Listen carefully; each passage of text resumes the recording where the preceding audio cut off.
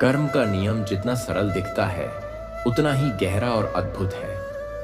यह न कभी किसी के साथ अन्याय करता है और न किसी को उसके किए बिना फल दिए छोड़ता है। मनुष्य चाहे संसार को कितना ही भ्रमित कर दे, चाहे खुद को कितना ही मासूम दिखा ले, लेकिन अपने ही कर्मों की परछाई से बच नहीं सकता। जिस क्षण किसी विचार, किसी शब्द, किसी कार्य का जन्म होता है, उसी क्षण उसका फल ब्रह्मांड में दर्ज हो जाता है। हमने किसी को दुख दिया हो, किसी के मन को तोड़ा हो, किसी की उम्मीदें कुचली हों, वह सब ऊर्जा बनकर इस सृष्टि में घूमने लगती है और उचित समय पर वापस हमारे ही जीवन में उतर आती है। श्री कृष्ण ने गीता में स्पष्ट कहा है, कर्म का फल चाहे आज मिले या वर्षों बाद, चाहे इस जन्म में आए या अगले में, लेकिन उससे बच कोई नहीं सकता। नमस्कार मित्रों, स्वागत है आज की इस नई आध्यात्मिक यात्रा में। विनती है कि इस अमूल्य ज्ञान के अंतिम शब्द तक साथ बने रहें, और यदि यह संदेश आपको हृदय से छू जाए तो इसे अपने प्रियजनों तक अवश्य पहुंचाएं। आइए आरंभ करते हैं। मनुष्य अक्सर सोचता है कि उसने किसी को छल लिया, किसी को रुला दिया, किसी का हक छीन लिया, और फिर भी उसके जीवन में सब सामान्य है। उसे लगता है कि प्रकृति ने उसकी गलती देखी ही नहीं, लेकिन यह उसकी सबसे बड़ी भूल है। कर्म कभी तुरंत फल नहीं देता, वह प्रतीक्षा करता है। जैसे कोई बीज पहले मिट्टी में दबकर पकता है, फिर अंकुरित होता है और समय आने पर पेड़ बनकर फल देता है। कर्म भी इसी तरह समय की परिपक्वता का इंतजार करता है। कृष्ण कहते हैं, चाहे मनुष्य कितनी ही दूर क्यों न चला जाए, चाहे जीवन के कितने ही जन्मों की दूरी हो, कर्म उसके साथ चलता है। कोई अचानक बहुत सुखी हो जाता है, कोई अचानक सबसे गहरे दुख में चला जाता है, पर यह अचानक कुछ नहीं होता। यह वही फल होता है जो कभी बोया गया था। जब जीवन अच्छा चल रहा हो, सब कुछ नियंत्रण में लगे, तभी अचानक कोई ऐसी घटना घटती है जो हमें भीतर तक तोड़ देती है। ऐसे समय में हमें समझना चाहिए कि यह किसी और की वजह से नहीं, बल्कि हमारे ही प्राचीन कर्मों का लौटता परिणाम है। इसी कारण कृष्ण सिखाते हैं, सजग होकर जियो, क्योंकि वही कर्म भविष्य में हमारे सामने खड़े होंगे। कई बार लोग पूछते हैं, दुष्ट व्यक्ति फल क्यों नहीं भुगतता और सदाचारी को दुख जल्दी क्यों घेर लेता है? इसका उत्तर बहुत सूक्ष्म है। जो व्यक्ति ईश्वर के निकट होता है, उसका हिसाब जल्दी चुकता होता है, ताकि वह और पवित्र और ऊंचा उठ सके। और जो व्यक्ति कष्ट देता है, उसके लिए प्रकृति इंतजार करती है कि शायद वह सुधर जाए, लेकिन जब वह नहीं बदलता, तब कर्म उसे एक ही झटके में ऐसे गिराता है कि संभलना मुश्किल हो जाता है। कृष्ण ने कुरुक्षेत्र में अर्जुन से कहा, तू अपना धर्म कर, फल मैं दूंगा। इसका अर्थ यही है कि हमें केवल कर्म करना है, फल सदैव हमारे हित में ही आएगा, कभी प्रेरणा बनकर न कभी सीख बनकर। मनुष्य हमेशा यह सोचता है, कर्म कब हिसाब लेता है? इसका उत्तर भी उतना ही गहरा है। जब तुम्हें लगता है कि अब सब कुछ तुम्हारी पकड़ में है, अब तुम्हें कोई हरा नहीं सकता, तब ही जीवन कोई ऐसा मोड़ देता है जो अहंकार को चकनाचूर कर देता है। क्योंकि कर्म चेतावनी नहीं देता, वह सीधे सामने आकर खड़ा हो जाता है। कभी यह किसी इंसान के रूप में आता है, कभी कठिन परिस्थिति बनकर, कभी रोग बनकर, कभी आर्थिक हानि के रूप में, और कभी अपने ही प्रियजनों के व्यवहार में। बाहर की दुनिया भले ही समझे कि तुम्हारा जीवन शांत है, लेकिन भीतर की बेचैनी केवल तुम जानते हो। यही असली दंड है। कृष्ण बार बार कहते हैं, कर्म मजाक नहीं है। यह उतना ही निश्चित है जितना सूरज का हर दिन उगना और रात के बाद दिन का लौटना। यदि तुम्हारे कर्म शुभ हैं, तो कुछ भी डरने की आवश्यकता नहीं। लेकिन यदि कर्मों में अशुभता है, तो स्वयं को बदलने का समय आज ही है, क्योंकि कर्म का चक्र निरंतर घूम रहा है। लोग अक्सर पूछते हैं, अगर भगवान है तो कर्म क्यों हिसाब लेता है? भगवान क्यों माफ नहीं कर देते? कृष्ण इसका उत्तर स्पष्ट देते हैं, भगवान अत्यंत दयालु हैं, पर वे न्याय प्रिय भी हैं। यदि हर गलत कर्म को वे तुरंत क्षमा कर दें तो इस विश्व का संतुलन टूट जाएगा। इसलिए वे हमें अवसर देते हैं कि हम स्वयं को सुधारें। यदि हम नहीं बदलते तब कर्म का न्याय अपरिहार्य है। याद रखो, कर्म केवल दंड नहीं देता, पुरस्कार भी देता है। यदि तुमने किसी की आत्मा को सुकून दिया है, किसी को आश्रय दिया है, किसी की प्रार्थना का उत्तर बने हो, तो वह ऊर्जा ब्रह्मांड में सुरक्षित है और उचित समय पर दुगुनी होकर तुम्हारे पास लौटेगी। कभी किसी अनजान मदद के रूप में, कभी भगवान की कृपा बनकर, कभी अपने परिवार के सुख में। धन, रिश्ते, प्रतिष्ठा, इनमें से कोई भी मृत्यु के बाद साथ नहीं जाता, लेकिन कर्म आत्मा के साथ यात्रा करता है। इसलिए कृष्ण कहते हैं, शुभ कर्म करो, शेष मैं संभाल लूंगा। कर्म का हिसाब हमेशा एक ही जन्म में पूरा नहीं होता। आत्मा बार बार शरीर धारण करती है और अपने अधूरे हिसाब को पूरा करती है। यही कारण है कि कई लोग जन्म लेते ही कष्ट पाते हैं। कोई सुख में जन्मता है, कोई संघर्ष में। यह सब इस जन्म का नहीं, पिछले जन्मों का लेखा है। मनुष्य कहता है, मैंने तो किसी का बुरा नहीं किया, फिर मेरे साथ ऐसा क्यों? पर हम यह भूल जाते हैं कि आत्मा ने पहले क्या किया था। आत्मा की स्मृति सीमित होती है, पर कर्म की गिनती अनंत है। कृष्ण कहते हैं, अर्जुन, तू अपने इस जन्म को सब कुछ मत समझ। आत्मा ने अनेक शरीर लिए हैं, जिनकी स्मृति तुझ में नहीं, पर ज्ञान मुझ में है। कोई बच्चा जन्म लेते ही बीमार क्यों होता है? कोई निर्धन घर में क्यों आता है? कोई जन्मते ही सौभाग्य से क्यों घिरा होता है?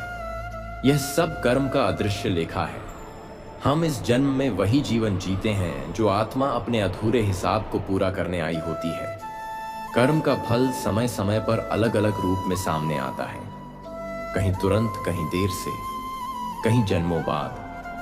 कर्म की गिनती इतनी सूक्ष्म और निष्पक्ष है कि संसार का कोई भी लेखा उसमें हस्तक्षेप नहीं कर सकता। जब जब मनुष्य सोचता है कि उसने चालाकी कर ली, दूसरों को पीड़ा देकर जीत लिया, तभी कर्म उसका हिसाब चुपचाप दर्ज करता रहता है। और जब समय पूरा होता है तो वही हिसाब सामने खुलता है। जैसे कौरवों ने पांडवों के साथ छल किया, उनके सम्मान को चोट पहुंचाई, उनका राज्य छीन लिया। तब लगने लगा था कि अधर्म ने धर्म को हरा दिया। लेकिन कर्म का चक्र घूम कर आया और वही कौरव महाभारत के युद्ध में विनाश को प्राप्त हुए।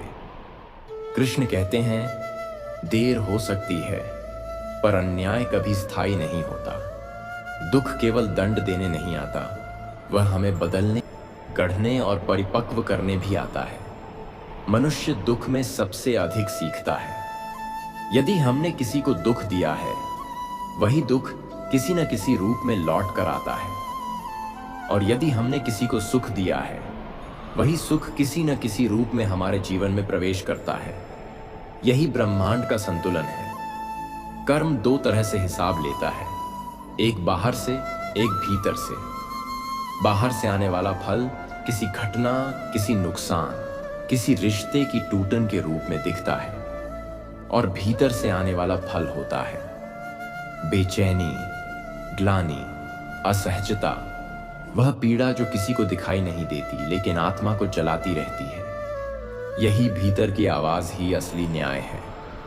कई लोग धनवान होते हुए भी दुखी रहते हैं और कई निर्धन होकर भी शांत रहते हैं, क्योंकि कर्म बाहर से नहीं, भीतर से चल रहा होता है।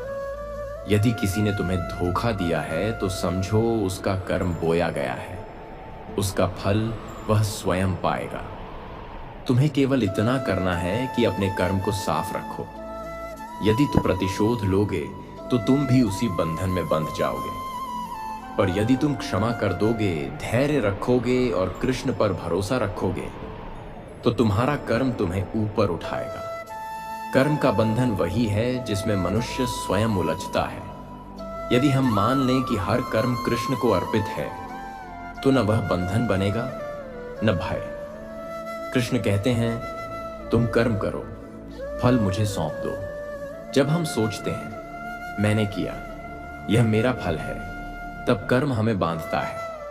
और जब हम कहते हैं कृष्ण की कृपा से सब हो रहा है, तब कर्म हमें मुक्त करता है। कर्म रिश्तों में, धन में, स्वास्थ्य में, समय में, हर जगह अपना प्रभाव दिखाता है। जिस व्यक्ति से हमें सबसे अधिक प्रेम होता है, वही कभी कभी हमारे कर्मों का दर्पण बनकर सबसे गहरी चोट देता है। यह संयोग नहीं, कर्म का प्रतिबिंब होता है। धन यदि छल से कमाया गया हो तो वह कभी स्थायी सुख नहीं देता। वह किसी न किसी रूप में चला जाता है। मेहनत और ईमानदारी का धन चाहे देर से मिले पर स्थायी सुख देता है। स्वास्थ्य भी कर्म का दर्पण है। शरीर आत्मा का वस्त्र है। यदि किसी को गंभीर रोग मिले हैं तो वह भी किसी पुराने अधूरे कर्म की पुकार है। समय से बड़ा कोई शिक्षक नहीं। अच्छे समय में छोटे प्रयास भी बड़े फल देते हैं। बुरे समय में बड़े प्रयास भी कम फल देते हैं। यह कर्म का ही खेल है। क्या कर्म बदला जा सकता है? कृष्ण का उत्तर, पुराने कर्म मिट नहीं सकते, पर नए शुभ कर्म उनके प्रभाव को कम कर सकते हैं। भक्ति, दान, सेवा ये पुराने कर्मों को हल्का कर देते हैं। जैसे अंधकार में दीपक जलाने से अंधेरा मिटने लगता है। भक्त भी दुख झेलता है, पर उसका दुख परीक्षा होता है, विनाश नहीं। कर्म हमेशा वहीं चोट करता है जहां अहंकार होता है। धन, सौंदर्य, रिश्ते, प्रतिष्ठा, कर्म इन्हीं को लक्ष्य बनाता है ताकि आत्मा सीख सके। कृष्ण कहते हैं, कर्म दंड नहीं, शिक्षा है। जो सीख लेता है उसका कर्म समाप्त हो जाता है। जो नहीं सीखता उसका कर्म और कठोर हो जाता है। कर्म से डरने की नहीं, समझने की आवश्यकता है। यदि हर कर्म को ईश्वर की भक्ति में बदल दो, खाना भी, काम भी, बात भी, तो कर्म बंधन नहीं बनता, मुक्ति का मार्ग बन जाता है। जब आत्मा कृष्ण की शरण में आती है तो कर्म का खेल बदल जाता है। वह आत्मा को नीचे नहीं बल्कि ऊपर उठाता है। भक्त को भविष्य का भय नहीं होता, क्योंकि उसका भविष्य कृष्ण के हाथों में होता है। कर्म से भागकर कोई बच नहीं सकता, पर कर्म को ईश्वर को समर्पित करके मनुष्य हल्का, मुक्त और शांत होकर जी सकता है। यही आध्यात्मिक ज्ञान है। कर्म से नहीं, कर्म के भाव से मुक्ति मिलती है। जीवन की सबसे बड़ी घटनाएं, जन्म, मृत्यु, बिछड़ना, कर्म से जुड़े होते हैं। आत्मा जिस परिवार में जन्म लेती है, जिस शरीर को पाती है, जो परिस्थितियां मिलती हैं, सब कर्म के अनुरूप होते हैं। कोई समृद्धि में जन्मता है, कोई संघर्ष में। यह संयोग नहीं है। मृत्यु भी संयोग नहीं। जब आत्मा का कार्य पूरा हो जाता है, वह अगले द्वार की ओर बढ़ती है। यदि कर्म शुभ हैं तो वह द्वार प्रकाश से भरा होता है। यदि अशुभ हैं तो अंधकार से। यही संसार का सबसे बड़ा सत्य है। कर्म ही आत्मा की यात्रा का मार्गदर्शक है।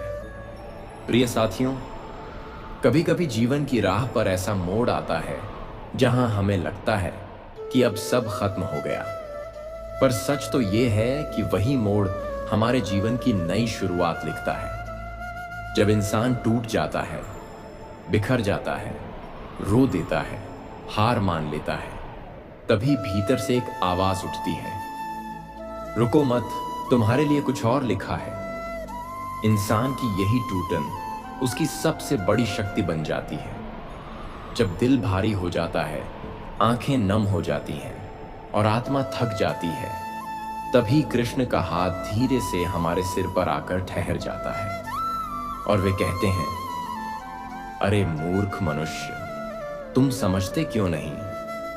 मैं तुम्हें गिराने नहीं, उठाने आया हूं।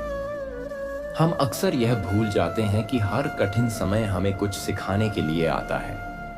जब कोई रिश्ता टूटता है, जब कोई अपना हमें छोड़ जाता है, जब हमारी उम्मीदें चकनाचूर हो जाती हैं, तो हमें लगता है भगवान ने हमारा साथ छोड़ दिया। लेकिन सच्चाई इसके बिल्कुल उलट होती है। कृष्ण कभी किसी को अकेला नहीं छोड़ते। वे बस दूर खड़े होकर देख रहे होते हैं कि तुम्हारा मन कितना धैर्यवान है, तुम्हारा विश्वास कितना गहरा है, तुम्हारा साहस कितना मजबूत है। और जब उन्हें लगता है कि अब तुम्हारा मन सीख चुका है, तब वह तुम्हें उसी जगह से उठा लेते हैं जहां तुम गिर पड़े थे। कई बार हम सोचते हैं कि जो लोग हमें छोड़कर चले गए वे गलत थे, पर सच ये है कि उन्हें जाना ही था, क्योंकि उन लोगों के जाने से ही हमें असली लोग मिलते हैं। Not those who shine from above, but those who stand beside us. हर बिछड़ना हमें अगले मिलन के लिए तैयार करता है। हर दर्द हमें आगे आने वाली खुशी को महसूस करने की क्षमता देता है। आपने कभी गौर किया है, जो लोग हमें सबसे ज्यादा चोट देते हैं वही लोग हमें सबसे गहरी सीख भी दे जाते हैं। दर्द हमेशा सिखाता है और प्रेम हमेशा सुधारता है। ये दोनों हमारी आत्मा को तराशते हैं ताकि हम और सुंदर बनकर इस संसार में चमक सकें। कभी कभी आपका मन कहता है, मैं अब आगे नहीं बढ़ सकता, लेकिन आपकी किस्मत कहती है, तुम्हें आगे बढ़ना ही होगा। यही वजह है कि समय किसी के लिए नहीं रुकता। जो चीजें हमारे पास आज हैं शायद कल ना हो, इसलिए हमेशा कृतज्ञ रहना चाहिए कि कृष्ण ने हमें आज का दिन दिया, आज की सांसें दी। जो बीत गया वह भाग्य था, जो आने वाला है वह भविष्य है, पर जो चल रहा है वो ईश्वर द्वारा दिया गया वरदान है। उसी वरदान में अपनी चमक तलाशो। कभी आप सोचते होंगे कि आपकी प्रार्थनाएं सुनी क्यों नहीं जा रही, आपकी रातें रोते हुए क्यों बीत रही हैं, आपकी मेहनत का फल देर से क्यों मिल रहा है। इसका उत्तर बड़ा सरल है। कृष्ण देर से देते हैं, पर देते सबसे अच्छा है।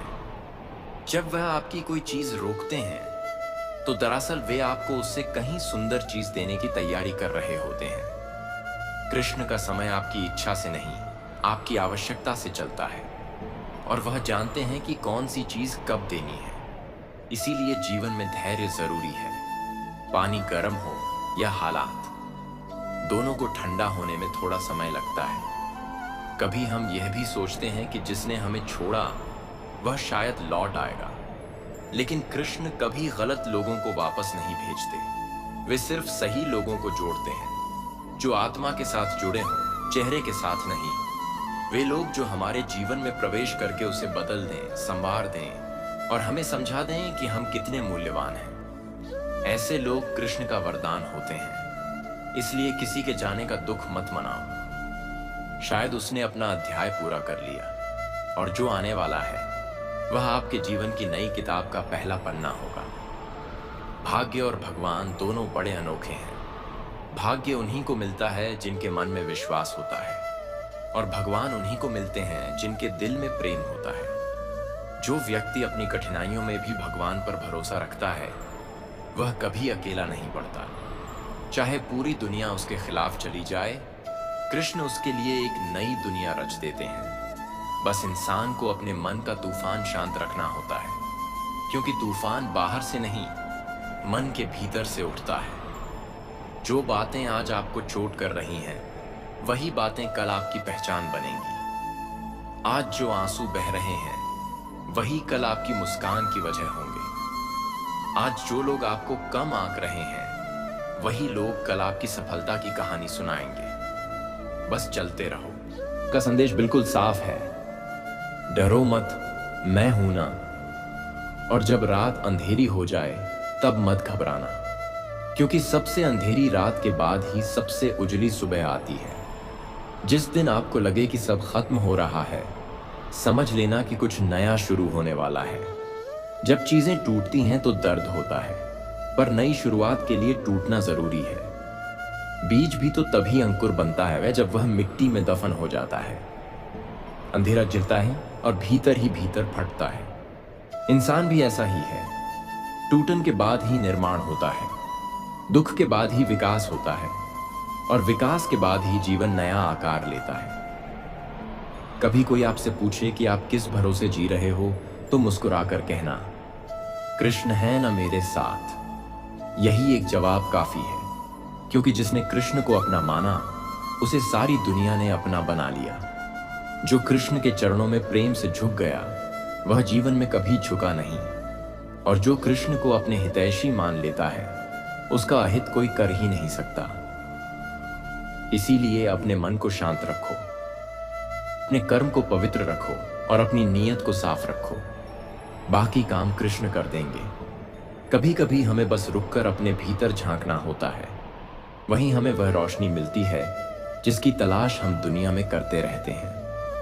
वह रोशनी कृष्ण की कृपा है जो मन को भी बदल देती है और मंजिल को भी। साथियों, जीवन एक निरंतर यात्रा है। इस यात्रा में कभी ऐसा लगेगा कि आप अकेले चल रहे हो। कोई आपका हाथ थामने वाला नहीं है, कोई आपकी पीठ थपथपाने वाला नहीं है। पर सच ये है कि जिस दिन इंसान पूरी तरह अकेला महसूस करता है, उसी दिन उसके और भगवान के बीच की दूरी सबसे कम हो जाती है।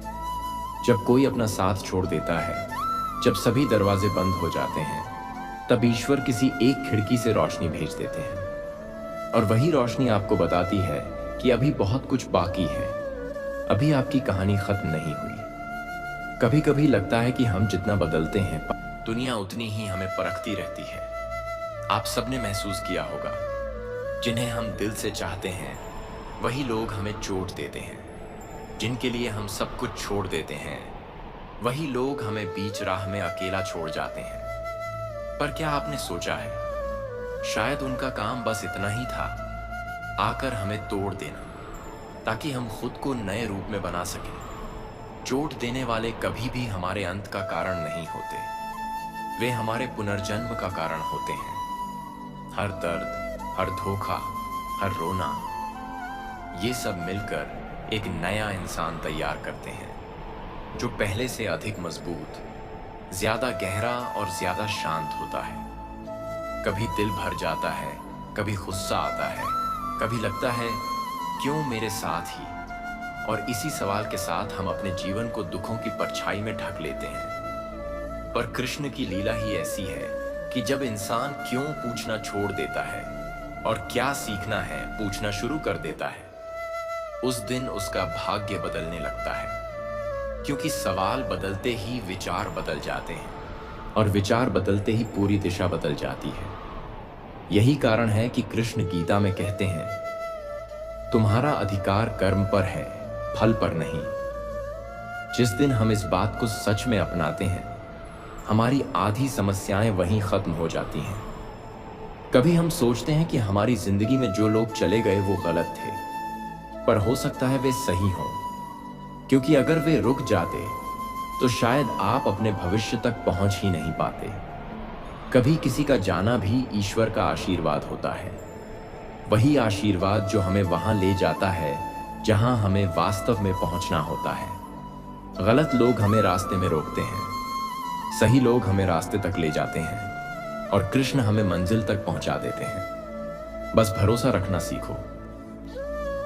हार का स्वाद जितना कड़वा होता है, जीत की मिठास उतनी ही गहरी होती है। रात जितनी अंधेरी होती है, सुबह उतनी ही उजली होती है।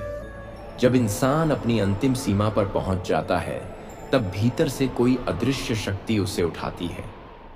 यही शक्ति प्रेम है, यही शक्ति उम्मीद है, यही शक्ति कृष्ण का हाथ है। इंसान का मन जब टूटकर बिखर जाता है, तब कृष्ण उसे बिना आवाज उठाते हैं।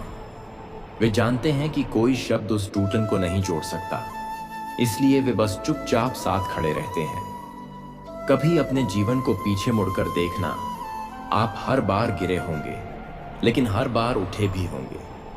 यही तो ईश्वर का संकेत है कि आप बने ही इसलिए हो कि अंत तक लड़ते रहो। आपके अंदर वह आग है जिसे कोई बुझा नहीं सकता। आपके अंदर वह प्रकाश है जिसे कोई अंधेरा ढक नहीं सकता। बस आपको खुद पर विश्वास करना है, क्योंकि जिस दिन आपने खुद पर भरोसा कर लिया, उसी दिन कृष्ण आप पर दोगुना भरोसा कर लेते हैं। समय एक बहुत बड़ा शिक्षक है। वह आपको सिखाता है कि कौन आपका है और कौन सिर्फ आपके आसपास था, कौन आपके दर्द को समझता है और कौन सिर्फ आपके चेहरे की मुस्कान पड़ता है। और समय यह भी दिखाता है कि भगवान हर पल आपके साथ थे, बस आप ही उन्हें पहचान नहीं पाए। कभी कभी भगवान हमें उस हालात में डाल देते हैं जहां सिर्फ दो विकल्प होते हैं, या तो टूट जाओ या बदल जाओ।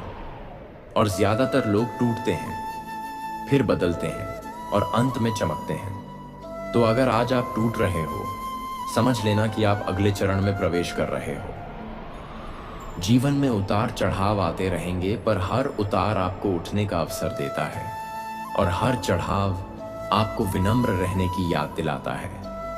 आप जितने गहरे दुख से गुजरते हो, उतनी ही गहरी आपकी समझ बनती है, और वही समझ आपको उस इंसान से मिलाती है जो आपकी आत्मा की भाषा बोलता है। जब सही व्यक्ति आता है तो आपको कोई प्रयास नहीं करना पड़ता, सब अपने आप होता है। कृष्ण ऐसे लोगों को आपके जीवन में भेजते हैं जो तन्हाई मिटा दें, जो आपकी मुस्कान वापस ला दें, जो आपकी आत्मा में ठहराव भर दें। कभी संयोग से कोई ऐसा इंसान मिलता है जो आपको देखकर ही समझ लेता है कि आप क्या कह रहे हो। न शब्द चाहिए, न हाव भाव, सिर्फ एक नजर काफी होती है। ऐसे लोग भाग्य नहीं, भगवान की योजना होते हैं, और वे तभी आते हैं जब मन में पुरानी पीड़ा की परतें हट जाती हैं। इसी वजह से दुख जरूरी है, क्योंकि दुख मन को खाली करता है, और खाली मन ही प्रेम का पात्र बनता है। कभी स्वयं से पूछना, मैं किसके भरोसे चल रहा हूं? अगर उत्तर यह है कि किसी इंसान के भरोसे, तो आप गिर सकते हैं। अगर उत्तर है अपने कर्म के भरोसे, तो आप रुक सकते हैं। लेकिन अगर उत्तर है कृष्ण के भरोसे, तो आपको कोई रोक नहीं सकता, क्योंकि कृष्ण जब साथ होते हैं तब रास्ते खुद खुल जाते हैं। भले देर लगे, पर मिलता वही है जो आपके लायक है, और कृष्ण कभी गलत हाथों में सही चीज नहीं देते। हर रिश्ता जो टूटता है एक नई रोशनी का मार्ग खोलता है। हर विफलता एक नई शुरुआत का संकेत होती है। हर दर्द आपको आगे बढ़ने की तैयारी देता है, और हर पल आपको मजबूत बनाता है। जीवन कोई युद्ध नहीं है जहां आपको हर हाल में जीतना है। जीवन एक यात्रा है जहां आपको सीखना है, बढ़ना है और आगे बढ़ते जाना है। और याद रखना, कभी भी अपने आंसुओं को कमजोरी मत समझना। आंसू वह भाषा है जिसमें आत्मा बोलती है।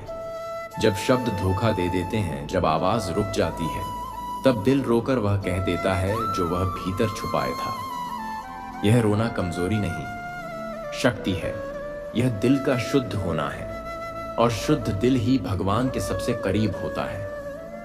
तो साथियों, यदि आज आप अकेले हो, टूटे हुए हो, थके हुए हो, घबराओ मत। आप अपने जीवन के सबसे महत्वपूर्ण मोड़ पर खड़े हो सकता है यही वह मोड़ हो जहां से आपकी जिंदगी बदलने वाली है। जिसका आप इंतजार कर रहे थे वह आने ही वाला है। जिसकी आपको जरूरत थी वह आपको मिलने ही वाला है। जिसके लिए आप इतने दिन से लड़ रहे थे वह आपके भाग्य में लिखा जा चुका है। बस चलते रहो, गिरो तो उठो, थको तो ठहरो, पर रोना मत, क्योंकि कृष्ण तुम्हारे साथ है। और जब तक कृष्ण साथ हैं, तब तक कोई अंत नहीं, सिर्फ नई शुरुआत है। साथियों, जीवन की इस पूरी यात्रा में अगर हमने एक बात समझ ली हो, तो वह यह है कि कर्म कभी व्यर्थ नहीं जाता। जो हम आज बोते हैं वही किसी न किसी रूप में समय आने पर हमारे सामने लौट कर आता है। इसलिए जीवन को हल्के में नहीं, बल्कि जागरूकता के साथ जीना चाहिए। कभी हम दुखों से घबरा जाते हैं, कभी हालात हमें तोड़ देते हैं, लेकिन यही टूटन हमें भीतर से मजबूत बनाती है। कृष्ण का संदेश यही है कि जो भी हो रहा है वह किसी न किसी गहरे उद्देश्य से हो रहा है। हमें बस अपने कर्म को शुद्ध रखना है और अपने मन को स्थिर रखना है। ना तो कोई रिश्ता हमेशा रहता है, ना ही कोई परिस्थिति स्थायी होती है, लेकिन कर्म हमेशा हमारे साथ चलता है। इसलिए सबसे महत्वपूर्ण यही है कि हम अपने हर विचार, हर शब्द और हर कार्य को सचेत होकर करें। अगर आज आपके जीवन में कठिन समय चल रहा है, तो यह अंत नहीं है, यह एक नए अध्याय की शुरुआत है। और अगर सब कुछ अच्छा चल रहा है, तो उसे अहंकार का कारण मत बनने दीजिए, बल्कि उसे आभार में बदल दीजिए। कृष्ण पर विश्वास रखिए, क्योंकि जो व्यक्ति अपने कर्म कृष्ण को समर्पित कर देता है, उसका जीवन धीरे धीरे हल्का होने लगता है। उसके भीतर का भय समाप्त हो जाता है और उसकी यात्रा एक साधारण जीवन नहीं बल्कि एक आध्यात्मिक अनुभव बन जाती है। अंत में बस इतना ही, चलते रहिए, सीखते रहिए और अपने कर्म को शुद्ध रखते रहिए, क्योंकि जो कृष्ण के भरोसे चलता है उसका रास्ता कभी बंद नहीं होता, बस मंजिल बदलती रहती है और वह हर बार पहले से बेहतर होती है।